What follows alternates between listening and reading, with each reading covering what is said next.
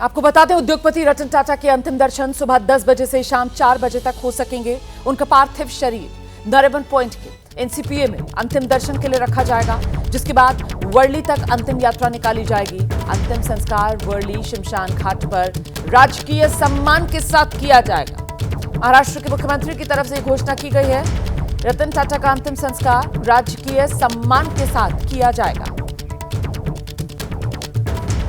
10 बजे से 4 बजे तक उनको एनसीपीए में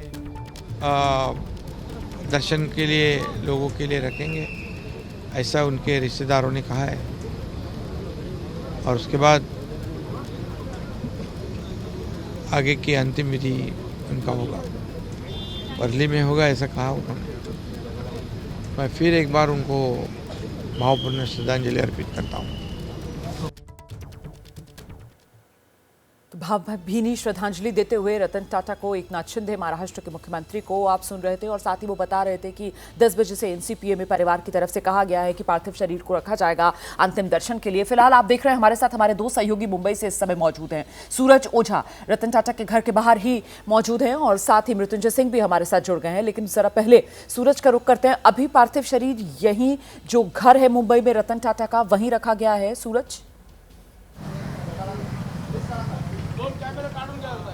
जी बिल्कुल रोमाना, मैं आपको विजुअल्स में दिखा देता हूं कि आपको ये गेट जो दिखाई दे रहा है, गेट के पीछे आपको जो बंगला दिखाई दे रहा है, इसी बंगले में फ़िलहाल रतन टाटा का पार्थिव शरीर रखा गया है। और यहाँ से करीब 9:30 बजे ये पार्थिव शरीर निकाला जाएगा, जो यहाँ से करीब 2.6 किलोमीटर की दूरी पर एनसीपीए है, वहाँ ले जाया जाएगा, जहाँ पर आम लोग उनके आखिरी दर्शन के लिए आ सकते हैं। और इसी के चलते मुंबई पुलिस को ये ऐसा अनुमान है कि कई भीड़ जो है हज़ारों में हो सकती है, और इसी वजह से उस पूरे इलाके को नो पार्किंग जोन डिक्लेयर किया है। तो मुंबई पुलिस इस पूरे जो सम्मान जो यात्रा उनकी अंतिम यात्रा निकलेगी, उस पूरी यात्रा को मॉनिटर कर रही है, क्योंकि कई वीआईपीज़ यहाँ पर आने की संभावना से इनकार नहीं किया जा सकता। मैं आपको वापस से दिखा देता हूँ कि रात को जब ये घटना जब ये पता चला कि वो रतन टाटा हमारे बीच नहीं रहे, ऑफिशियल स्टेटमेंट आया टाटा ग्रुप की तरफ से। उसके बाद लगातार जो महाराष्ट्र की बड़े आला अधिकारी थे उस पूरी चीज़ों को मॉनिटर कर रहे थे।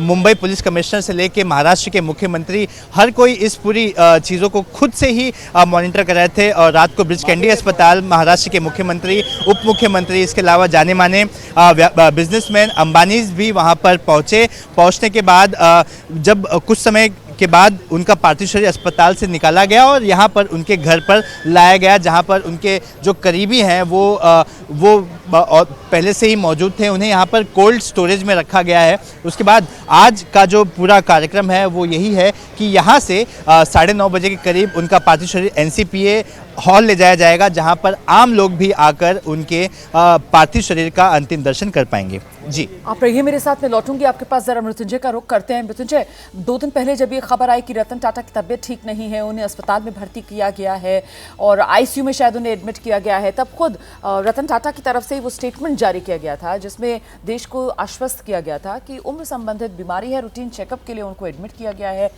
लेकिन अब कुछ जानकारी, डिटेल्स मिल रही हैं कि ज्यादा तबीयत बिगड़ गई थी, जिसके चलते रतन टाटा को तब अस्पताल में भर्ती करना पड़ा था। मृत्युंजय,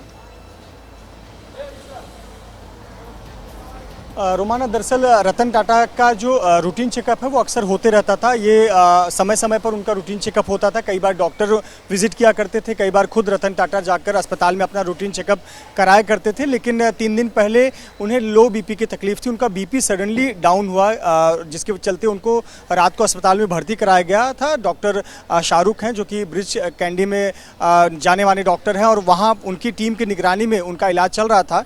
लेकिन कुछ सुधार हुआ, लेकिन एक उम्र थी, 86 साल की उम्र थी, और कई बार बहुत हाई डोज की दवाइयाँ भी असर नहीं करती या फिर उचित नहीं होता दिया जाना। संभवतः जो हालत थी उसमें बहुत अधिक सुधार नहीं हुआ।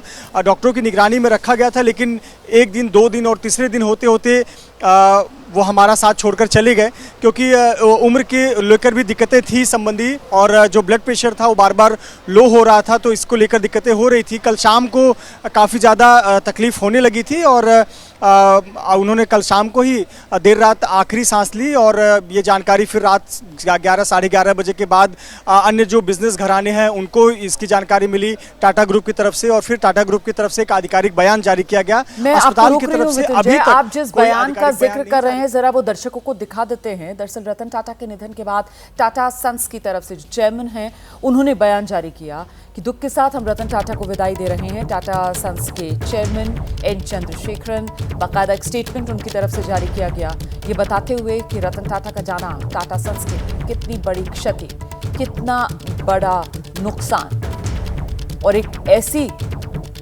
कमी और खामी, ऐसी एक खलती रहेगी टाटा सन्स को जिसकी कोई भरपाई नहीं हो सकती है, जिसे कोई भर नहीं सकता है, कोई पूरा नहीं कर सकता है। रतन टाटा का जाना एक ऐसी बड़ी क्षति है टाटा सन्स को। और देखिए, रतन टाटा के निधन पर प्रधानमंत्री नरेंद्र मोदी ने भी शोक संदेश दिया।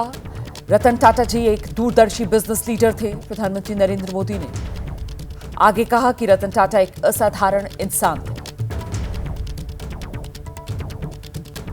हम सबको याद होगा वो रतन टाटा देश के लिए जो ड्रीम कार बनाना चाहते थे, नैनो कार, किस तरीके से वो कार जब बंगाल में उसकी फैक्ट्री का जबरदस्त विरोध हुआ तो गुजरात ही था, और तब गुजरात में प्रधानमंत्री नरेंद्र मोदी ही थे जिन्होंने टाटा के लिए, रतन टाटा के लिए, उनकी कंपनी के लिए, नैनो के लिए दरवाजे खोले प्रदेश के, और फिर नैनो की जो मैन्युफैक्चरिंग है वो वहीं गुजरात से शुरू हुई थी। ये प्रधानमंत्री नरेंद्र मोदी ने जो रतन टाटा को श्रद्धांजलि दी, एक्स पर पोस्ट की।